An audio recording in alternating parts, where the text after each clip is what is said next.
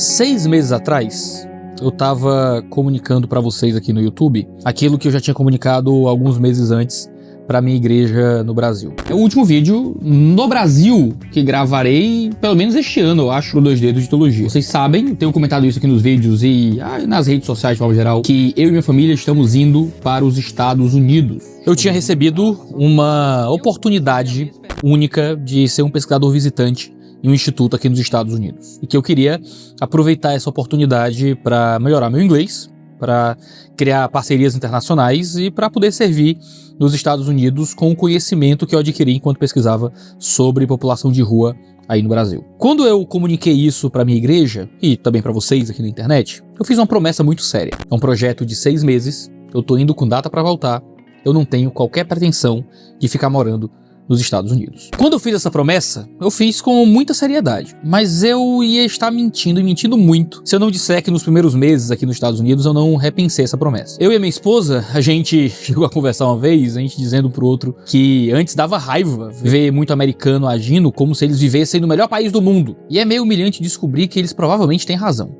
Comparar o Brasil com os Estados Unidos é tipo comparar o Brasil com algum desses países paupérrimos de IDH negativo e pobreza absoluta. Você tem que pisar aqui para entender o quanto os Estados Unidos é rico. No campo econômico, o mercado de trabalho é robusto, tem remunerações mais altas do que as encontradas no Brasil. Esse diferencial salarial aliado à força do dólar como moeda global permite um maior poder de compra, uma possibilidade de construir uma vida financeira mais estável aqui. Além disso, toda a economia norte-americana é caracterizada por uma dinâmica empreendedora muito particular. É muito fácil começar um novo negócio aqui, algo que contrasta com a complexidade e a burocracia dos sistemas brasileiros. Além disso, a infraestrutura é chocante. Serviços públicos, transporte, energia elétrica, acesso à internet é notavelmente mais confiável e eficiente aqui. Sem falar em segurança, eu durmo numa casa que não tem muro, não tem grade. No Brasil, a minha casa tem cerca elétrica, câmera de segurança, tem um portão que abre e fecha rápido, quero mudar para um condomínio fechado, altos índices de violência armada.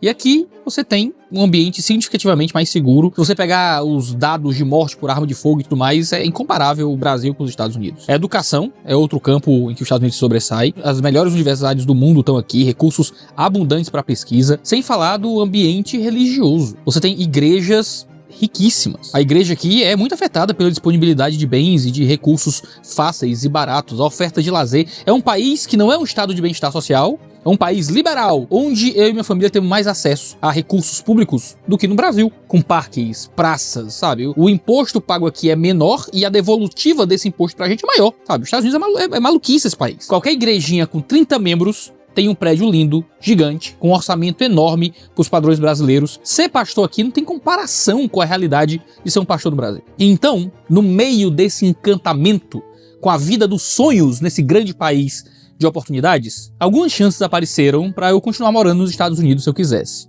Então, eu cheguei em um momento aqui nos Estados Unidos que eu precisei abrir uma planilha mental. De um lado, uma vida melhor para mim e para minha família. Do outro, como os jovens dizem, tancar o bostil. E desculpe aí a expressão. Tancar o bostil é como os jovens hoje, né, os meninos de 12 anos falam na internet sobre aguentar o Brasil. Tancar é um termo para aguentar alguma coisa, não é? E bostil é só um trocadilho entre Brasil e fezes, né? Nosso país é um grande pedaço de fezes, então chamam o nosso querido Brasil de bostil. Eu acho um termo horroroso, horroroso. Mas se você comparar realmente a vida fora do Brasil com a vida do Brasil, parece realmente uma diferença do luxo pro lixo às vezes, né? Do ouro para as fezes, comparado com tudo aquilo que o Brasil poderia ser. Morar nos Estados Unidos, então, em definitivo, é como um sonho a ser realizado. Sabe o sonho americano? O sonho brasileiro é viver o sonho americano. O conforto, a segurança, as oportunidades aqui são reais. Aqui eu tenho acesso a recursos que poderiam me proporcionar não só uma vida com a minha família, mas um ministério mais tranquilo e organizado. Em um dos vídeos que eu gravei aqui no canal, falando sobre a experiência de não estar pastoreando enquanto eu tô aqui, eu falei sobre como era uma experiência mentalmente maravilhosa. Pedi pro Tuller colocar um trecho do vídeo aí pra resgatar o que eu falei nos primeiros dias aqui nos Estados Unidos. E eu vou dizer, em termos de saúde psicológica, você não tem ideia, cara. Depois de um mês aqui, eu consegui perceber que eu vivia a minha vida inteira em um estado constante de tensão. De eu acordar, da hora que eu acordo, da hora que eu vou dormir. Enquanto pastor, a sensação é alguma porcaria, alguma desgraça muito grande vai acontecer a qualquer momento. alguém vai me ligar e vai, sei lá, o filho tá na droga, alguém vai me ligar e pegou o marido com a amante, alguém vai me ligar e a mulher engravidou do amante, alguém vai me ligar e o filho tá na boca de fumo com um traficante querendo matar, alguém vai me ligar e caíram num golpe e perderam tudo, alguém vai me ligar e morreu a mãe, alguém vai me ligar e fulaninho tá na beira de morrer. Assim, era um estado constante, presente, frequente, ininterrupto de tensão. Quando eu tava brincando com meus filhos, quando eu tava saindo com minha esposa, quando eu tô indo pro cinema, quando eu tô almoçando, essa sensação constante. Vai ser agora, daqui a pouco o telefone toca e vai ser uma desgraça grande pra resolver. Isso 24 horas por dia, todos os dias, 7 dias por semana, 30 dias por mês. Cara, não ter essa tensão é tão gostoso, é tão bom. É muito bom não pastorear. É muito gostoso não pastorear. É muito legal não pastorear. Cara, é uma vida muito melhor. Se essa é a vida que vocês vivem, parabéns. Eu não sabia que era tão bom viver. De fato, existiriam muitas vantagens se eu assumisse essa ideia de que eu sou chamado para ser pastor, então posso ser pastor em qualquer lugar, posso vir pastorear aqui nos Estados Unidos. Os Estados Unidos precisa de obra missionária, de muita igreja, que não tem, né? Precisa de muito trabalho evangelístico aqui. Eu entendo muito bem isso. E eu não vou mentir que isso não foi considerado, sabe, durante esse tempo. Eu interpretei esse tempo de 6 meses aqui, talvez como um tempo de avaliar tudo. Avaliei minha vida, avaliei meu ministério, avaliei o modo como eu tava vivendo, o que é que eu tenho que mudar como pessoa, como marido, como pai, como pastor, como é que eu posso ser melhor, onde é que eu tava indo mal, sabe, eu avaliei tudo, e avaliei, claro, minha permanência como pastor na minha igreja, avaliei permanecer ou não no Brasil, talvez mudar para outra cidade, ir para uma cidade melhor no Brasil, uma cidade mais badalada, onde tivesse mais acesso a alguma coisa. Eu considerei isso tudo. Tudo isso pesou no meu coração. E eu posso dizer, nos primeiros meses aqui, foi um tempo que eu realmente pensei, olha, ir embora seria muito bom. Seria muito bom vir morar nos Estados Unidos, com as oportunidades que apareceram pra mim. Seria muito bom ir pra São Paulo, com as oportunidades que apareceram pra mim. Ir pra Curitiba. Curitiba é a minha cidade favorita do Brasil, tá? Só pra deixar registrado aqui. Amo Curitiba. Ir pra Curitiba, ir pra outro lugar, sabe? Com a produção que eu tenho aqui na internet, eu poderia ir pra qualquer lugar do mundo pra viver praticamente. E conseguir manter a minha família com dignidade. Então eu pesei tudo isso. Esse é o dar uma vida melhor para minha esposa e para os meus filhos, não é? Ter um ministério mais saudável mentalmente, né? Não ter mais que ficar gastando dinheiro com terapia e coisas assim. Mas eu também pensei sobre tancar o Brasil, não é? Aguentar o Brasil. Por que aguentar o Brasil? E olha, deixa eu te dizer, tem muitos motivos para aguentar o Brasil. Enquanto eu tava aqui experimentando esses privilégios, sabe, algo faltava. A vida aqui é boa, mas um negócio faltava aqui pra mim. É justamente aquela conexão visceral com a comunidade. Aquele senso de propósito, sabe, que floresce apenas aonde as nossas raízes são mais profundas. Um amigo brasileiro aqui no Michigan me apresentou um poeta chamado Wendell Berry. Ele escreve que a comunidade é o espírito e o corpo da vida que une seus membros. Servir no Brasil, particularmente em uma igreja pobre de periferia, significa estar inserido em uma comunidade onde o sofrimento é tangível, mas também onde a esperança é real. Lá, o serviço não é abstrato. O serviço toca em vidas em necessidades diárias existenciais. Eu entendo cada vez mais que o chamado de Deus para servir não é um convite ao conforto, mas é um desafio à obediência. Eu lembro do livro de John Piper, chamado Irmãos, Nós Não Somos Profissionais. O Piper alerta contra a profissionalização do ministério. Ele lembra que a essência do pastoreio está em ser um servo, não em buscar status ou estabilidade. Nada contra quem escolhe ser um pastor nos Estados Unidos, porque entendeu que esse é um chamado de Deus para servir. Sim, numa economia mais rica, mas ainda profundamente necessitada do evangelho. Mas tudo contra uma visão mercadológica do ministério, onde pastores trocam de igrejas simplesmente por salários maiores, por vidas melhores, por mais conforto ou pela ideia de ter mais relevância no seu ministério. Quantos pastores eu não vejo vivendo o sonho de ir para São Paulo, de pastorear numa cidade maior e melhor e sair de suas cidades menores, simplesmente porque estar em uma cidade maior e mais relevante fornece para eles mais destaque, mais dinheiro. Quantas vezes, quando eu fui chamado para pastorear em outras igrejas, porque esses convites aparecem aqui e acolá, aquilo que os pastores me prometiam, tentando me convencer a pastorear ao lado deles, é que, vindo para cá, você vai ter uma infraestrutura maior. Vindo pra cá, você vai estar mais perto do pessoal relevante. Vindo pra cá, você vai ter mais destaque no seu ministério, fora o salário. Cara, eu não consigo acreditar que qualquer um desses fatores deveria ser relevante na escolha de um pastor acerca de onde servir. Isso é relevante quando você é simplesmente um pai de família tentando prover para os seus filhos. E aí, claro, um dos seus grandes objetivos na vida é fornecer conforto e segurança para os seus próprios filhos. E eu não vou mentir, se eu vivo em um contexto pastoral em que eu não consigo prover para minha família o mínimo de segurança financeira, o mínimo de qualidade alimentar, educação, se o ministério pastoral tira de mim a possibilidade de provisão fundamental para minha família, eu vou muitas vezes mudar de lugar, pastorear em outro lugar, para poder ter como sustentar minha própria casa, porque minha família, para mim, é um dos meus ministérios fundamentais. Aquele que não cuida da sua família é pior que o infiel, disse Paulo. Mas veja, eu consigo prover para minha família. Deus me deu uma bênção. A bênção é que eu consigo ganhar dinheiro por meio da internet. Ganho dinheiro por meio do YouTube. Minha principal fonte de renda é isso aqui.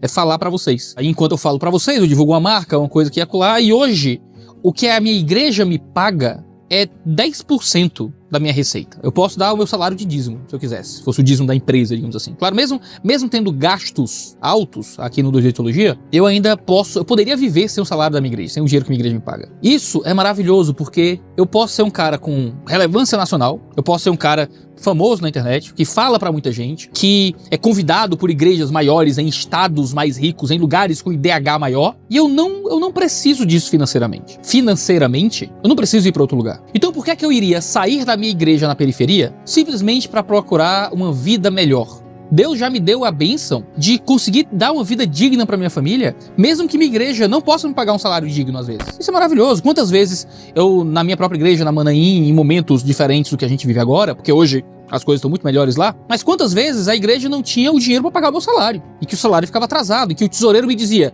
Iago, a gente tem tanto, dá para pagar o salário, dá pra pagar o seu salário, ou dos outros pastores, ou dos missionários. O que é que você acha que a gente faz? E eu sempre ganhei alguma coisa da internet. Então, eu pago os outros aí, cara. Pago os outros, quando tiver dinheiro, eu pago o meu, né? Já teve assembleias na igreja em que o tesoureiro dizia pra assembleia: ó, gente, não pagamos o salário do pastor esse mês, porque não tem. E aí, no outro mês tinha, pagava, e Deus me deu a bênção inesgotável de poder escolher servir numa igreja sem ter que me preocupar com quanto a igreja me paga. Então por que é que eu iria simplesmente basear o meu ministério em quanto a igreja pode me pagar? Eu posso me dar ao luxo que muitos pastores não podem se dar, que é o luxo de poder pastorear na periferia, o luxo de ser pastor numa igreja pobre, o luxo de ser pastor numa igreja que não me dá infraestrutura nenhuma.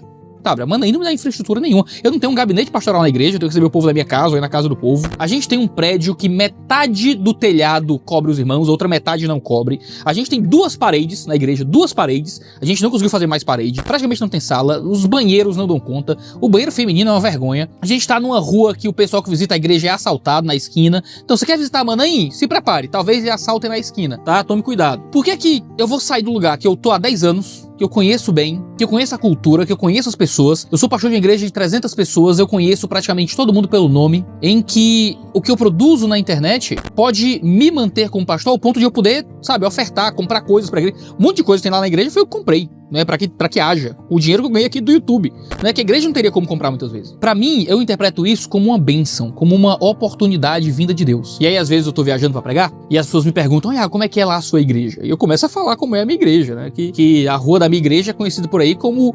Eu não vou dizer o termo exatamente, pra que ninguém faça um recorte na internet, mas é Rua das Fezes. Eu vou usar o termo fezes, tá bom? Pra não usar o termo que o pessoal usa. Porque é uma rua que não tem escoamento de esgoto. Antes era um curral onde minha igreja fica. Era um curral.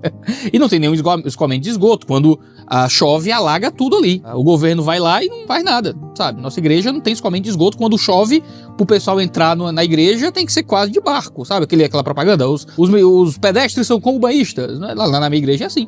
Chove e não tem o que fazer, chove e o telhado cai, chove, sabe, é uma igreja pobre, de periferia, cheia de gente pobre, em que o dízimo é muito baixo, os valores que entram é muito pouco, mas são pessoas que eu estou servindo há 10 anos. E aí, eu comecei a ficar famoso na internet, comecei a ganhar dinheiro, ou comecei a viajar o Brasil inteiro para pregar em Portugal, pregar na Colômbia, né, pregar nos Estados Unidos. Oh, que incrível! Olha só, numa visão profissional, na minha progressão de carreira, eu deveria estar indo para uma igreja com mais infraestrutura. Acho muito engraçado quando eu chamo pessoas, como eu tenho alguma relevância nacional, eu conheço pessoas relevantes nacionalmente. Então, já foi muita gente lá na igreja, foi Augusto Nicodemos na igreja, Emílio Garófalo, Heber Júnior, pessoal do Projeto Sola, foi o Jesus Cop, já foi muita gente famosa lá da Manaim. E eu acho maravilhoso que muita gente fica espantada, espantadíssima. Teve um irmão, eu vou contar essa história aqui, espero que ele não se chateie, mas que foi muito engraçado. Um irmão, eu não vou dizer quem é, famoso na internet, no Brasil aí, chegou pra mim e disse: Iago, meus parabéns, você tá aí fiel, pastoreando uma igreja sem infraestrutura nenhuma. Parecia a Chiquinha elogiando o Kiko, sabe, sei lá. Acabou com a minha igreja. Mas eu entendo o espírito. A Manaim surpreende pela falta de infraestrutura. A gente tá trabalhando, ninguém aqui louva a pobreza ou acha que isso é uma grande vantagem. Que legal, somos uma igreja pobre, sem infraestrutura nenhuma, hahaha. O que eu quero dizer aqui, por que é que eu, como pastor, deveria seguir o mesmo espírito de um profissional que, se aparece uma empresa melhor pagando mais, vai simplesmente trocar de empresa pensando no seu próprio conforto, pensando no seu próprio bem-estar? Eu não sou um profissional, eu sou um pastor, e não existe pastorado profissional. A gente trata o pastorado como profissão para explicar para as pessoas por aí mais ou menos o que é um pastor. Eu recebo dinheiro por mês em troca de um tempo exato de trabalho que eu entrego aqui e tal. É mais fácil de explicar como uma profissão, não é? Para o mundo aí fora. Mas se a gente conversa internamente aqui, cara, não é profissão. Eu não sou um profissional. Eu não tenho como amar profissionalmente, me sacrificar profissionalmente, ter alegria profissionalmente, nem como ser pastor profissionalmente. Tudo isso é uma entrega de vida muito profunda, em que não é justo com o ministério que Deus me deu, que eu pense, olha, surgiram oportunidades de eu ir pastorear em outro lugar, né, que paga mais. Que maravilha, eu acho que eu vou trocar de igreja. Cara, isso não deveria ser relevante pra quem não tá passando fome, entendeu? Isso não deveria ser relevante pra quem não tá na miséria profunda. Eu entendo, pastor em miséria, cara, como é que eu vou julgar? Pra mim é muito fácil, né? Pra mim é muito fácil, eu tô na internet, eu sou bancado, né, faço publicidade de empresas famosas. Pra mim é muito fácil dizer isso. Eu não vou julgar o cara que é um pastor, um missionário, numa situação paupérrima e surge uma oportunidade de ministério que dá pra ele uma qualidade de vida melhor e ele ir pra outro ministério. Não tô aqui pra julgar os outros, não faço o que quiser. Tô aqui pra julgar a mim mesmo, né, e avaliar a mim mesmo. Não faz nenhum sentido pra mim, pra minha vida, não é tomar esse tipo de decisão baseado unicamente em ganhar mais. Eu já ganho bastante. Entendeu? Não da minha igreja, mas de Deus. E aí eu fico chateado quando às vezes eu viajo e falo da minha igreja. Eu acho que eu comecei a falar isso e não terminei, não é? Eu tô abrindo o coração, então não tem exatamente um roteiro aqui, né? Mas eu vou viajar e o pessoal pergunta: como é que é a Manaim? Eu conto. E não tem infraestrutura nenhuma de nada e tal. E o pessoal: não, Iago, tenta me trazer um encorajamento. Não, Iago, Deus te colocou aí por enquanto, mas é um tempo de preparação. Deus vai te colocar ainda, né, no lugar melhor e superior e tal. E eu digo: não, cara, por que estar numa igreja pobre e pequena tem que ser um tempo de preparação? Por que isso não pode ser o meu ministério pra sempre? Por que não pode ser o lugar que Deus me colocou pra sempre? Por que não pode ser o meu serviço pra sempre? Só porque é pequeno? Só porque não é relevante? Só porque não tem infraestrutura? Não tem dinheiro bastante? Isso não é basear o ministério nos valores do mundo? Isso não é basear o ministério nas percepções e nas ansiedades de uma vida onde o sucesso terreno representa o sucesso diante de Deus? Estar numa igreja de periferia, pra mim, não é um tempo de preparação ministerial. Pode ser o meu ministério de fato. Pode ser o que eu queira fazer pra sempre. Por que é que os pobres não podem ter um pastor bem preparado? Por que é que os pobres não podem ter um pastor nacionalmente relevante? Por que eu não posso continuar na periferia? Por que eu não posso continuar servindo numa favela, se for o caso? Num bairro conhecido como Vila da Bala. O bairro da minha igreja, o pessoal chama de Vila da Bala. Vila Peri, em Fortaleza, entre a Parangaba e o Siqueira. É perigoso. Seria legal se a gente conseguisse comprar ou alugar um prédio um pouco menos dentro do quente da violência? Seria. Se Deus der essa oportunidade, a gente faz isso. Continua mantendo um trabalho missionário, evangelístico ali, mas seria legal mudar de lugar, não é? Assim, tô falando da minha cabeça. Não sei se essa é a vontade da igreja ou dos presbíteros e tal. Seria bom. De novo, eu não tô exaltando a miséria. A miséria é um fato, a pobreza é um fato, a violência é um fato. E será que a gente só pode servir onde não custa nada? Onde não dói? Onde tudo é muito fácil? Então eu fiquei, pensando muito nisso. Por que eu sairia da minha igreja pra pastorear em uma cultura que eu conheço menos? Eu amo essa área de contato cultural, de ler a cultura, responder pra cultura, e os Estados Unidos é um país em que eu entendo bem menos a cultura. Eu ia ser menos relevante como pastor aqui. Num lugar que a língua, que eu domino bem menos o idioma, né? Ou mesmo ir pra outro lugar do Brasil, baseado em quê? Porque só ter uma vida melhor? Só ter uma vida melhor não é o bastante. Dar uma vida melhor pra minha esposa e pros meus filhos não é motivação suficiente se eu já tenho uma vida decente na minha própria igreja. Alguma outra coisa teria que me motivar. E eu não tenho nenhuma outra coisa pra me motivar a sair da minha igreja. Esse ano agora, 2025, eu completo 10 anos como pastor na Batista Manaim. E eu consigo me ver morrendo de cabelo branco na mesma igreja, pastoreando o mesmo lugar. Mas claro, eu posso visualizar cenários onde eu mudaria de igreja. Seja eu me tornando inapto pro ministério e deixando de ser pastor, indo pra algum outro lugar. Seja eu interpretando que sabe? Eu já não tenho mais o tipo de talento que é necessário para servir essa igreja. Alguém com outros talentos precisa vir para cá. Talvez abra alguma oportunidade de serviço pro reino que eu entenda que eu vou ser mais útil para o reino de Deus e vou edificar melhor a igreja indo para alguma outra comunidade. Existem cenários hipotéticos que eu consigo visualizar em que eu poderia mudar de igreja sem nenhum peso na consciência, mas simplesmente baseado na ideia de ser mais relevante, ser mais famoso, ter melhores conexões com meus pares, ter mais dinheiro. Eu acho que ninguém que escolheu entregar sua vida ao ministério deveria tomar decisões baseado unicamente nesses valores que são profundamente humanos. Hoje no Brasil a gente sofre um problema chamado de fuga de cérebros. Já ouviu essa conversa? Quem é que tá fugindo do Brasil, indo morar em outros lugares? É fundamentalmente gente que é pós-graduado, que fez mestrado, fez doutorado, é empreendedor, é empresário. Você tem as pessoas que poderiam estar progredindo o universo acadêmico brasileiro ou progredindo aspectos econômicos no Brasil pelo seu trabalho de empreendedorismo, indo embora do Brasil, trabalhar em universidades americanas. Eu tenho vários colegas brasileiros que dão aula em universidades americanas porque não aguentam a vida no Brasil e o trabalho no Brasil. Aí vão embora, vêm pra cá. Há uma fuga de cérebros no Brasil. E isso tem afetado muito do Ministério Pastoral. Há uma fuga de cérebros em teólogos, em acadêmicos cristãos, em pastores que a partir do momento que conseguem uma vida melhor, mais recursos, algum tipo de progresso financeiro, vão procurar uma oportunidade fora, né? Muitos que vêm pra fora pra estudar, fazer um PhD ou um mestrado, que vêm com a vontade de servir o Brasil e, cara, ficam pastoreando aqui nos Estados Unidos, vão pastorear em outros lugares fora do Brasil. Não é porque, enfim, porque, bom, não estou julgando ninguém especificamente, mas é uma oportunidade maravilhosa. Há uma fuga de cérebros no Brasil. Há uma fuga de cérebros em todo lugar que é menos famoso, menos reconhecido, que tem o IDH mais baixo, não é? Então o cara é pastor. Conseguiu o sonho do cara é ir pastorear em São Paulo, o sonho do cara é pastorear numa cidade maior, o sonho do cara é pastorear num lugar que possa dar pra ele mais relevância, uma vida maior. É o plano de carreira. O plano de carreira do pastor brasileiro é ser pastor no seu interiorzinho, depois de ser pastor na capital do seu estado, depois de ser pastor no interior de São Paulo, e quem sabe, se ele crescer muito na carreira, e ser pastor na capital, né, de São Paulo. E quem sabe um dia, né, terminar aposentado sendo pastor em uma mega igreja em Orlando, ou alguma coisa do tipo. De novo, eu tô julgando pessoas ou personagens específicos, cada um tem sua história aí com Deus e conhece o próprio coração, e eu acho fundamental que haja obra missionária em países de primeiro mundo também. A gente manda missionário pra Portugal, pra Europa, pros Estados Unidos. Tem que mandar, tem que ter missionários nesses lugares. Mas por que é que isso tem que ser um plano de carreira na cabeça de muita gente? Eu não julgo nenhum cristão que queira dar uma vida melhor pra sua família. Se você puder fazer isso, faça. Se você é um crente que quer dar uma vida melhor pra sua família, vá-se embora do Brasil. Lhe encoraje a ir embora do Brasil. Você não tem que ser mártir, não é? Me deixa sozinho no Brasil, eu quero ser o último brasileiro, certo? Vá-se embora, me deixa como último brasileiro, eu fico aqui pra apagar a luz do Brasil quando todo mundo for embora. Mas me choca pastores que assim que conseguem alguma projeção, alguma formação, algum recurso, fazem o possível pra mudar pra igrejas maiores, igrejas melhores, igrejas que pagam mais. Eu fui muito abençoado na minha vida por pastores que rejeitavam convites de igrejas famosas que pagavam mais para continuar com seu serviço missionário, seu serviço pastoral em lugares carentes que pagavam menos, que eram mais necessitados. Eu acho que, existe um espírito antimissionário em muita gente que sai de onde é mais necessitado para ir onde há menos necessidade, simplesmente em busca de salários maiores. É a antimissão, é um espírito antimissionário. Quando o evangelho cresceu no mundo, por meio de pessoas saindo de lugares mais ricos para lugares mais pobres, a fim de pregar o evangelho.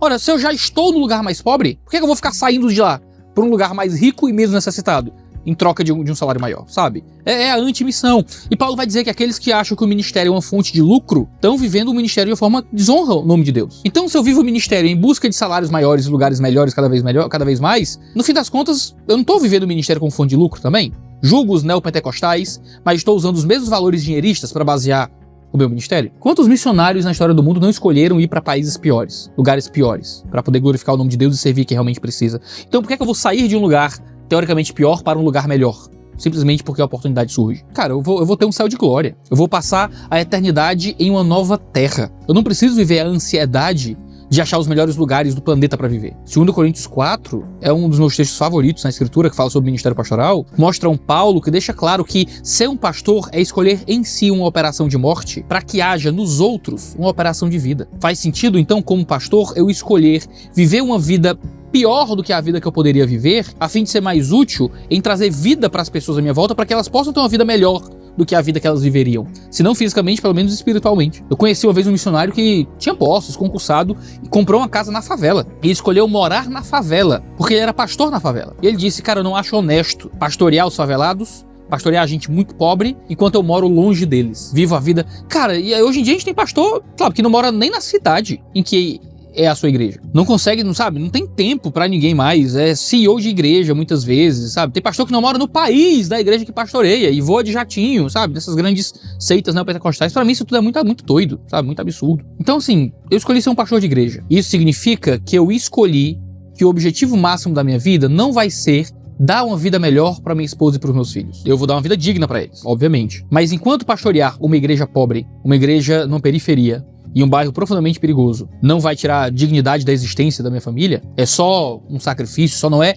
a melhor vida que poderíamos ter, minha esposa tá muito tranquila com esse sacrifício. Meus filhos vão crescer com a consciência dessa decisão que eu tomei junto com a minha esposa por eles. E eu espero que eles sejam felizes, sabendo que o pai deles baseou a vida ministerial não nos valores do mundo, mas nos valores de um ministério que seja realmente glorificante pro nome de Deus. De novo, tô falando de mim, tá ligado? Se alguém pensa diferente, se alguém tem outra visão de ministério, boa sorte. Eu tô falando do que queima no meu próprio coração acerca de mim mesmo para o ministério. Não tô falando que nenhuma ode ou nenhuma condenação a quem quer que seja, por mais que o que eu fale possa tocar em um ou outro. Alguém pode vir com todas as desculpas, não, Iago, mas eu fiz isso, ou eu ajo assim por causa disso. Cara, aí você tá tudo bem.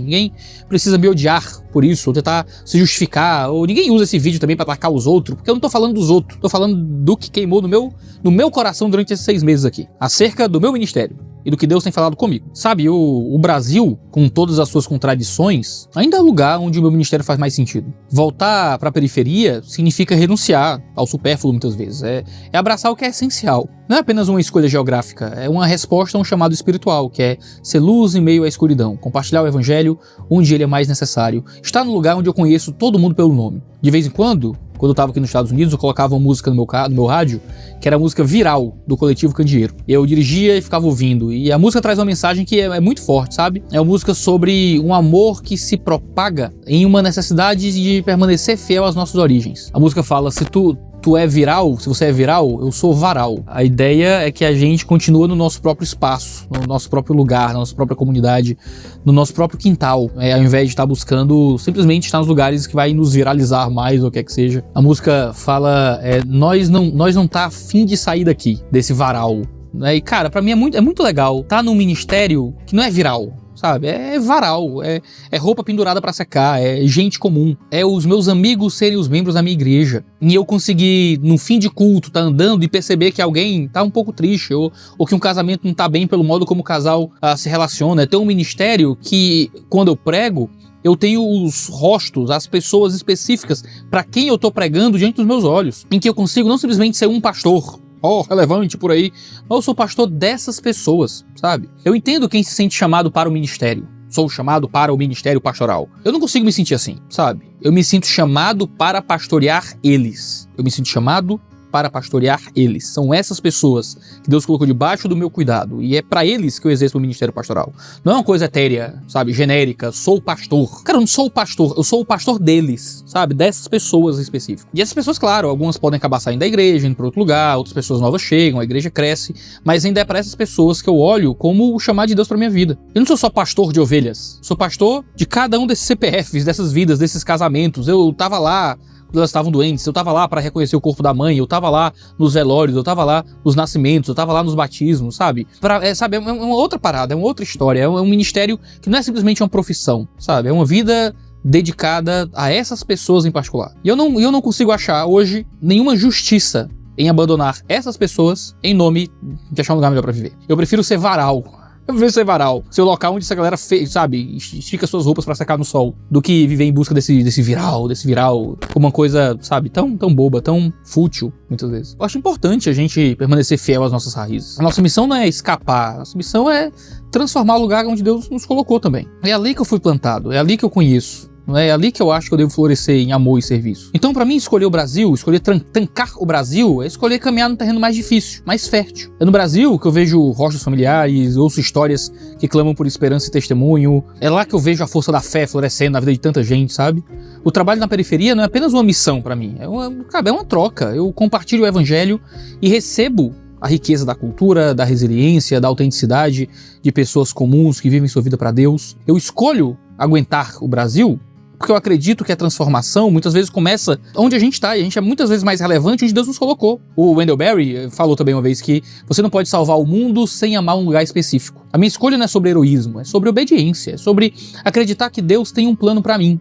E que esse plano inclui servir onde a dor e a alegria coexistem em um só espaço. O que muitos chamam de sacrifício, para mim é só um privilégio. É ser testemunha e agente do amor de Deus no Brasil. A decisão de permanecer no Brasil, então, é, acima de tudo, um ato de fé. Eu confio que onde Deus me colocou, Ele também vai me capacitar. E enquanto houver almas buscando consolo e corações ansiando por esperança ali na periferia, ou uma mão necessitando de ajuda física ou espiritual, eu entendo que ali vai ser o meu lugar. Até que em algum momento eu entenda que Deus me chamou para outra coisa. Não baseado em qualquer elemento humano, mas baseado, de novo, na sensibilidade ao Espírito Santo e em juízos que realmente glorifiquem a Deus. Então, quando eu vim pra cá, eu fiz uma promessa. A minha promessa era, eu vou ficar 6 meses nos Estados Unidos e vou voltar pro Brasil. Por mais que durante esses 6 meses eu tenha pensado se essa promessa era uma promessa realmente sábia, que realmente valia a pena, eu não demorei muito pra entender que sim, uma vida melhor está à disposição, mas como pastor de igreja e como alguém chamado pelo Evangelho, que já tem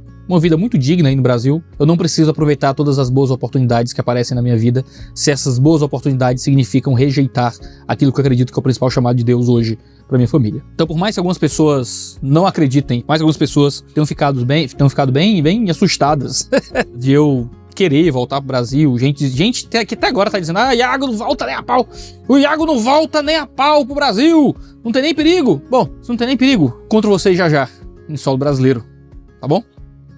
Passaram 6 meses longe da gente, a gente queria recebê-los nesse momento.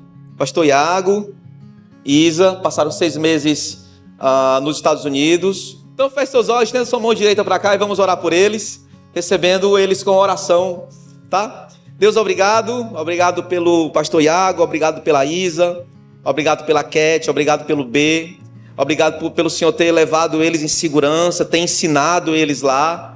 Obrigado por toda a bênção que o Senhor deu para eles de experiência, entendimento, sabedoria, novas experiências em um lugar totalmente diferente. Mas obrigado também por ter trazido eles com toda essa carga de sabedoria para cá, para estar no meio da gente de novo, para participar dessa comunidade, que nós possamos recebê-los com amor, com carinho, que possamos, em nome de Jesus, crescermos juntos em entendimento, em sabedoria, e que o Senhor traga o resultado de tudo isso como em glória para Ti mesmo.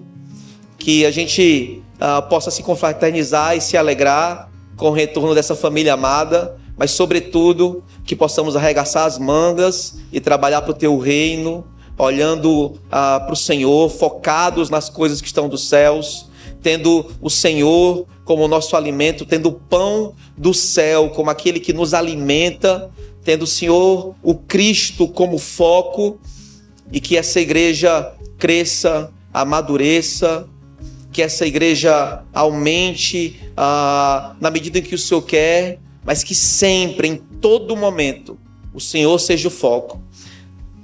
Cuida do pastor Iago para que ele seja o guia nesse processo. Cuida também da sua família, que ele possa ser um bom pai, como tem sido, que a Isa possa seguir sendo uma boa mãe, que os filhos, que a Catarina e o B cresçam no temor e no ensino que vem de Deus, e que em nome de Jesus possamos ter eles aqui por todo o tempo que o Senhor decidiu nos dar. Em nome de Jesus nós te oramos, em nome de Jesus que nós te agradecemos. Amém.